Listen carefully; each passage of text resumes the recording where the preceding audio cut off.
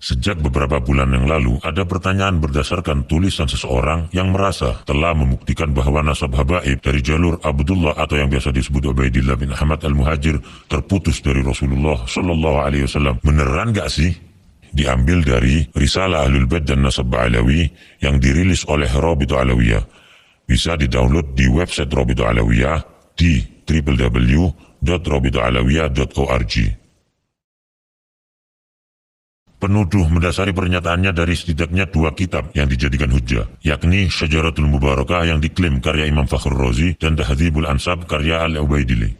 Dikatakan bahwa dalam kedua kitab tersebut tidak ada nama Ubaidillah bin Ahmad al-Muhajir, ayah dari Alawi yang wafat abad 4 Hijriah, datuknya para Alawiyin.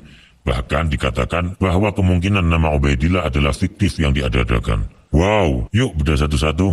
Syajaratul Mubarakah diklaim sebagai kitabnya Imam Fakhrur Razi, yang mana beliau adalah imam besar Ahlus Sunnah wal Jamaah berakidah Al-Ash'ari, juga panutan para habaib.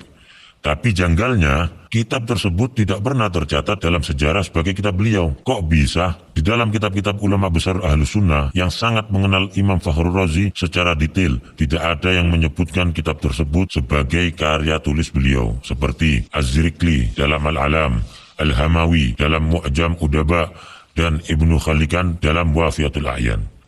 Tidak ada satupun yang menyebutkan kitab ini dalam karya Imam Fakhruddin Ar-Razi yang wafat pada tahun 606 Hijriah. Kitab ini baru ditemukan di tahun 1418 Hijriah seperti yang tertulis di halaman 13 kitab tersebut, yang artinya ditemukan tahun 1997 Masehi atau baru 26 tahun yang lalu. Luar biasa. Ternyata yang mengatakan kitab ini sebagai kitab Imam Fakhrur Razi, sebagaimana tertulis pada kitab tersebut di halaman 12-nya, bernama Al-Mar'ashi An-Najafi, yang menemukan kitab tersebut dan memerintahkan muridnya Mahdi Ar-Raja'i mentahqiq atau menulis kembali kitab ini. Kok bisa kitab tersebut tersembunyi dan baru muncul 812 tahun setelah wafatnya Imam Fakhrur Razi? Jika memang penuduh yakin, maka datangkanlah kepada kami satu bukti tertulis pada abad 7, 8, 9, atau bahkan 10 Hijriah dari ulama Ahlus Sunnah ternama yang menyebutkan ini adalah kitab Imam Ar-Razi. Dan bagaimana mungkin menisbatkan kitab yang baru ditemukan kemarin sore sebagai kitab abad ke-6? Penuduh cenderung selalu menghindar dari pertanyaan ini. Penuduh berdalih bahwa si penemu kitab dan pentahqiqnya pun pada halaman 11 mengakui bahwa beliau terkejut saat menemukan kitab ini. Dan gak perlu penuduh meminta Rabithah Alawiyah ngecek ke perpustakaan di Istanbul, karena Rabithah tidak dalam keraguan sedikit pun. Justru penuduh yang harus mendatangkan bukti dari abad awal. Apalagi banyak kejanggalan pada kitab tersebut, seperti banyaknya nama besar yang tidak tercatat, seperti Syekh Abdul Qadir Al-Jailani, yang hidup sezaman dan sewilayah dengan Imam Ar-Razi. Justru tidak tercantum dalam kitab tersebut, dan banyak nama lain. Bahkan pada halaman 92 disebutkan Imam Ar-Razi, sosok ulama besar Ahlus Sunnah, justru dikatakan meyakini Imam 12 Syiah, dan mengatakan Imam Mahdi sudah lahir menunggu pembebasan. Jadi sangatlah wajar jika banyak pihak yang 1000% meragukan kitab tersebut sebagai tulisan Imam Fakhrur Razi. Uniknya lagi adalah baik Mahdi Ar-Raja'i selaku mentahqiq dan Mar'ashi An-Najafi selaku penemu sama-sama punya kitab nasab tulisan mereka sendiri yang mengakui nasab Ubaidillah bin Ahmad, bahkan menuliskan pengakuan ketersambungan ke Rasulullah SAW, suatu fakta yang tidak banyak dibahas. Oke, satu hujjah penuduh kita coret dulu. Lanjut hujjah kedua. Kitab Tahdzibul Ansab. Kitab ini karangan Syekh Ubaidili. Beliau adalah seorang ahli nasab yang mana dalam kitab tersebut Al-Ubaidili hanya menyebutkan di antara anak Ahmad bin Isa, artinya beliau tidak berniat menyebutkan seluruhnya. Namun justru dalam catatan lain kita temukan perkataan Al-Ubaidili yang memang memiliki ribuan lembar catatan manuskrip yang dinukilkan oleh ahli nasab ternama Said Murtadha Az-Zabidi, yaitu Syekh Syaraf Ubaidili berkata, Syarif Ahmad bin Isa An-Nagib berhijrah dari Madinah ke Basra di 20 tahun kedua dari abad ke-4 Hijriah, yakni tahun 317 Hijriah. Beliau keluar bersama putranya Abdullah ke arah timur. Dengan demikian, Al-Ubaidili justru menjadi ahli nasab abad ke-5 yang turut mengakui adanya Abdullah bin Ahmad. Kami tidak mungkin menerima tuduhan sang penuduh bahwa ahli nasab sekelas Az-Zabidi berbohong dalam mengutip perkataan Al-Ubaidili tersebut. Sekarang dua hujah tersebut sudah kita bahas. Nah, sekarang gantian. 1. Mampukah penuduh mendatangkan bukti dari abad 7, 8, 9, 10, 11, 12, atau bahkan 13 bahwa ada ahli nasab yang mempertentangkan kebenaran nasab Alawiyin? Perlu diketahui bahwa tidak ada satupun ahli nasab terdahulu yang mengingkari nasab tersebut. 2. Ilmu nasab sudah baku dan disepakati oleh seluruh mazhab tentang syarat penetapan suatu nasab. Lalu penuduh membuat suatu syarat, yakni harus ada kitab yang ditulis di zaman tersebut. Pertanyaannya, ahli nasab mana yang mengatakan kaidah tersebut adalah syarat isbat suatu nasab? Lalu kenapa penuduh membuat syarat atau kaidah baru yang tidak dikenal dalam ilmu nasab sebelumnya? Dapatkah penuduh mendatangkan satu saja ahli nasab terdahulu dari mazhab manapun yang mengatakan hal tersebut sebagai syarat penetapan nasab?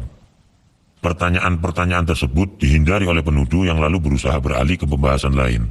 3. Dan kata siapa Imam Ubaidillah hilang fiktif selama 500 tahun lebih?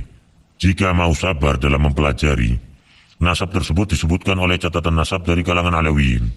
Tapi mengingat penuduh tidak berkenan dengan catatan nasab dari kalangan Alawiyin, mari kita lihat sebagian dari banyaknya bukti tertulis oleh para ulama ternama dari zaman ke zaman yang mengakui nasab Alawiyin, termasuk Abdullah bin Ahmad, seperti Al-Janadi yang telah menyebutkan nasab Abdullah bin Ahmad. Dalam kitab As-Suluk karya Al-Janadi telah disebutkan nasab Abdullah bin Ahmad.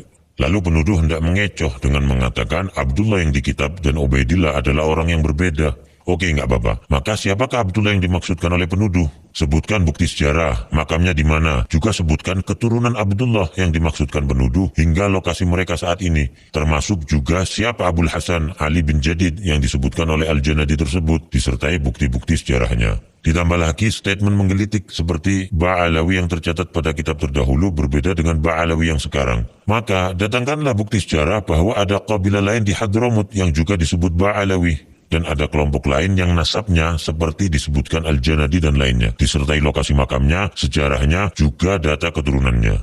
Al-Yafi'i, Al-Malikul Afdal, yang juga menyebutkan nasab Abdullah bin Ahmad. Ali bin Al-Hasan Al-Khasraji juga menuliskan nasab yang sama. Al-Husain bin Abdurrahman Al-Hadal yang menuliskan nasab keturunan Abdullah bin Ahmad. Abil Abbas Ahmad Ash-Sharaji Az-Zabidi yang turut menyebutkan nasab Alawiyin yang tersambung. Imam As-Sakhawi yang menyebutkan nasab yang bersambung pada Ubaidillah bin Ahmad.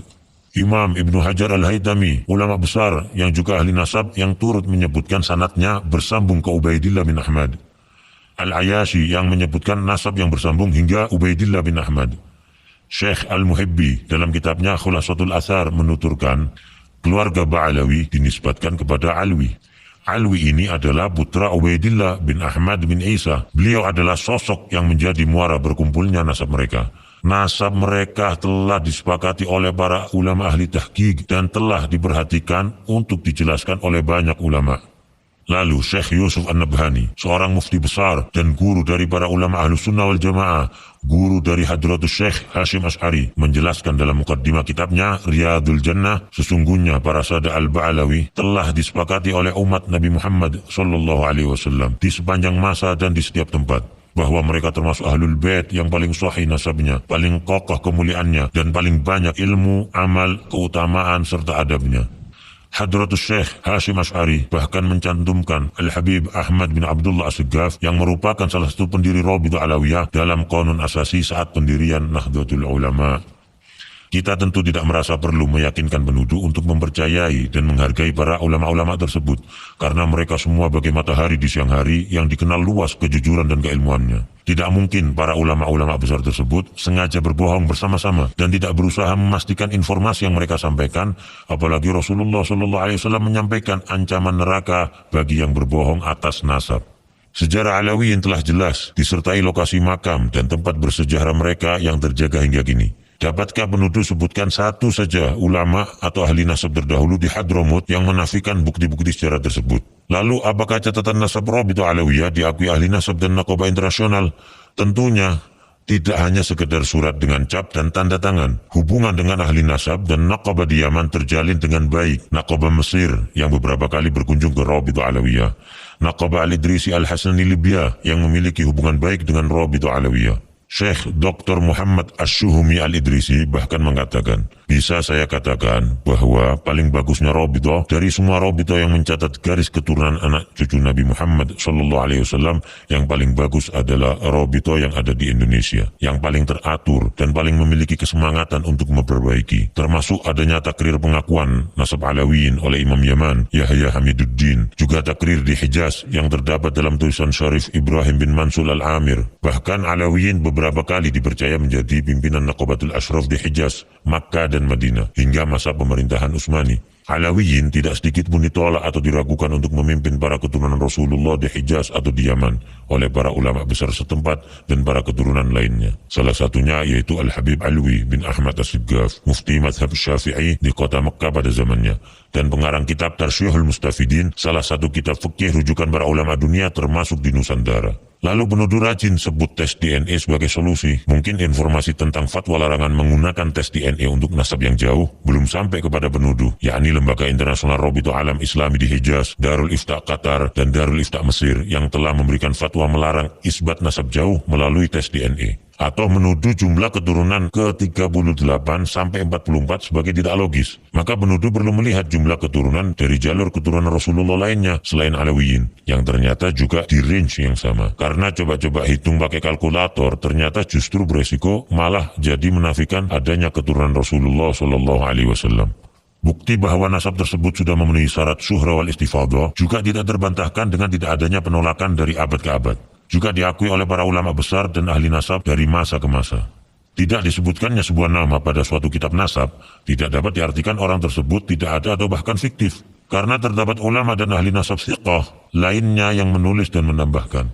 Maktab Daimi di dalam Rabithah Alawiyah ditujukan untuk melanjutkan catatan-catatan nasab dari para pencatat terdahulu kalangan Alawiyin untuk diteruskan di Indonesia demi menjaga keberlangsungan dan pemutakhiran catatan nasab tersebut. Jadi, meski didirikan tahun 1928, catatan nasab yang digunakan bersambung sanadnya dari ahli keluarga dan nasab zaman ke zaman. Tentu kita bersyukur kepada Allah Subhanahu wa Ta'ala. Terdapat para kiai, ulama, dan banyak pihak yang berdiri membela para habaib. Jika ada beberapa oknum habaib yang belum mengikuti kemuliaan akhlak dan kesolehan datuk-datuknya, maka kami memohon doa antum semuanya agar Allah Subhanahu wa Ta'ala memudahkan langkah mereka menuju kebaikan. Dan kepada para habaib yang telah berusaha melanjutkan estafet keilmuan, akhlak, juga kontribusi bermasyarakat sebagaimana datuk-datuknya, maka kami mohon doa agar mereka pun diberi kekuatan oleh Allah untuk dapat istiqamah. Rasulullah SAW bersabda, barang siapa mengaku-ngaku nasab atau keturunan yang dia sendiri tidak mengetahuinya, maka jadi kafirlah ia kepada Allah. Dan barang siapa mengingkari nasab, walaupun samar nasab tersebut, maka kafirlah ia kepada Allah. Barang siapa yang mengaku ayah kepada selain ayahnya atau bersandar kepada yang bukan walinya, maka laknat Allah, juga para malaikat dan semua manusia menimpa mereka. Dan pada hari kiamat, Allah tidak akan menerima dari mereka, baik yang fardu maupun yang sunnah. Kita justru banyak melihat kalangan Alawiyin melahirkan banyak ulama, orang-orang soleh, wali-wali besar, dan banyak yang berakhir husnul khatimah dengan wafat setelah syahadat, dalam kondisi sholat, membaca Al-Quran, maupun ibadah lainnya. Jauh dari tuduhan kaum terlaknat atau pembohong. Namun kami peringatkan, janganlah kita mencaci para penuduh, menghina mereka, atau berlaku kasar pada mereka. Karena setiap manusia pasti berbuat kesalahan. Dan kesalahan tidak menjadikan pelakunya terhina selama ia memperbaiki kesalahannya serta bertaubat kepada Allah Subhanahu wa Ta'ala.